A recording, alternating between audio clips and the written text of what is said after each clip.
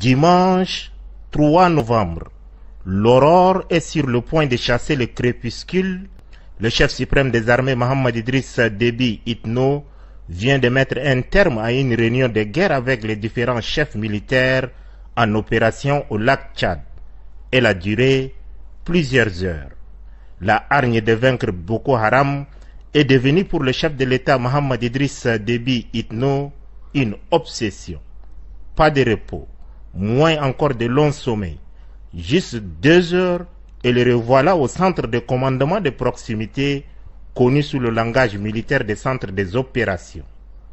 Nous sommes le lundi 4 novembre 2024. L'horloge affiche 6h15 sur l'ensemble du territoire national. C'est l'ultime réunion de guerre. Cette fois-ci, le chef suprême des armées schématise son plan de guerre à l'aide d'une carte. Debout, bâton de commandement en main, il dévoile en grandeur nature au chef militaire son plan de prise en tenaille de l'ennemi.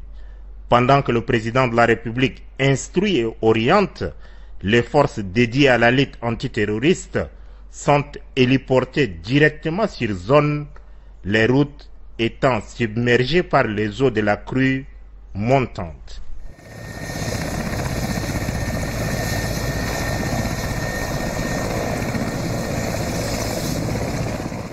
Entre-temps, les avions de chasse de l'armée de l'air ne laissent aucun répit aux fous de Boko Haram qui, dans des sauves qui peu, migrent désespérément de cachette en cachette. Les refuges fixés sont systématiquement pilonnés, les obligeant ainsi d'errer. Une chose est certaine, ce nomadisme laquistre des terroristes est éphémère. Permettez l'expression, la sortie du dernier kata est imminente. C'est une question de jours. Qu'il pleuve, qu'il vente ou qu'il neige, l'armée nationale tchadienne sortira victorieuse de cette guerre asymétrique à elle imposée et son chef suprême Mohamed Idriss Déby Itno y tient fermement.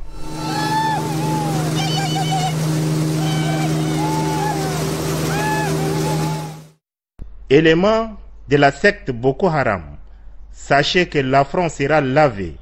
Les intrépides soldats de l'armée nationale tchadienne vous colleront à la peau comme un ascanite.